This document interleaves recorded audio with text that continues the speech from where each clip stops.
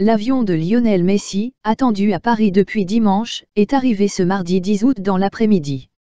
La star du ballon rond devrait maintenant passer sa visite médicale avant de paraffer son contrat, ce qu'a confirmé son père et agent, Georges Messi. Une conférence de presse devrait avoir lieu ensuite, mercredi, au Parc des Princes. Dans le vestiaire du PSG, l'Argentin va retrouver, entre autres, son ami Ángel Di María et la star brésilienne Neymar, avec qui il a joué au Barça. Le monde entier a les yeux rivés sur la capitale française. Il y avait la Tour Eiffel. Désormais, on viendra voir la Dame de Fer et Messi. La puissance financière de la société Qatar Sport Investments et l'allègement des règles du fair play financier de l'UEFA ont rendu possible cette opération. Selon le journal L'Équipe, la star argentine devrait signer pour 2 années, plus une en option, dans le club de la capitale. Ce serait le meilleur joueur du monde dans notre championnat, cela ferait beaucoup de bien à la L1, vraiment. Tous les regards du monde entier seraient rivés sur le championnat. Si Léo vient, on lui souhaite d'être heureux, de profiter de ce championnat différent. Pour nous, ce serait une motivation en plus. Le foot français a beaucoup grandi ces dernières années, disait Georges Sampaoli, entraîneur de l'OM et ancien sélectionneur de l'Argentine entre 2017 et 2018, avant l'officialisation de la star argentine au Paris Saint-Germain. Il y a encore une semaine, absolument personne dans la planète foot n'imaginait un tel scénario. D'autant que le Barça était persuadé d'avoir trouvé un accord avec sa star.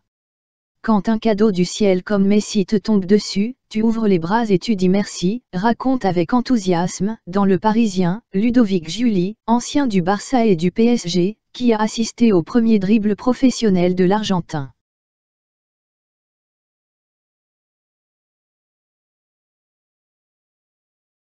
Dimanche soir, des curieux étaient déjà au Bourget, pensant apercevoir le sextuple ballon d'or qui devait s'envoler de Barcelone dans un jet privé, pour atterrir un peu plus tard dans la capitale. Mais, la Pulga, la puce, attendue comme une rockstar, n'est pas venue. Ce mardi, l'arrivée du joueur a encore attiré les fans.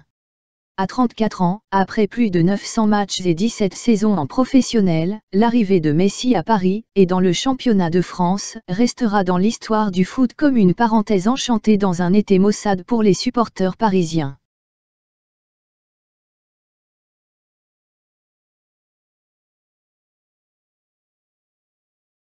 À Paris, Messi retrouvera le Brésilien Neymar, côtoyé pendant 4 ans à Barcelone entre 2013 et 2017.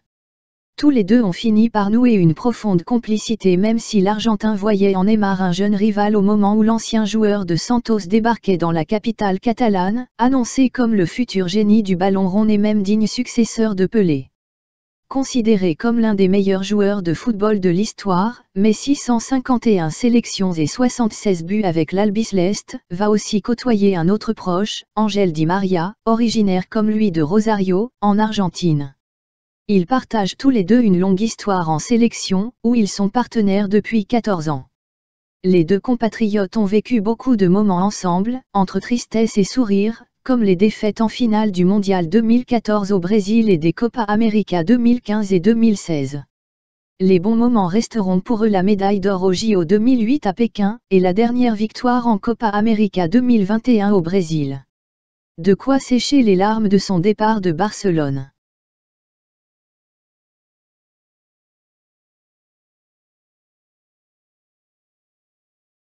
J'ai vécu de nombreux moments difficiles, subi beaucoup de défaites. Mais, ensuite, il y avait toujours d'autres matchs à jouer, des revanches à prendre.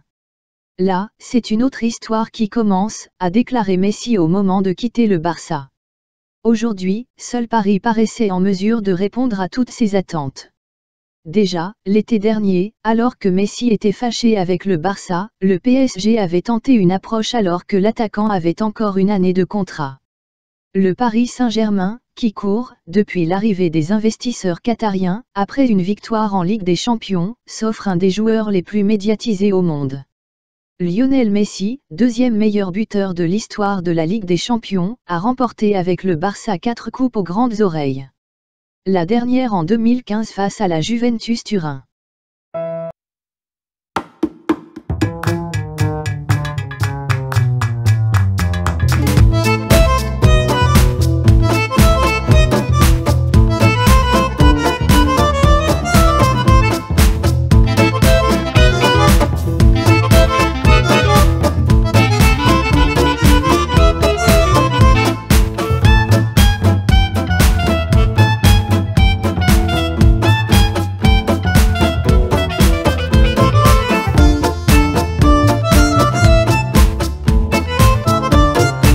abonner à votre chaîne YouTube Zoom et Focus, pour être le premier à recevoir nos nouvelles vidéos. Merci.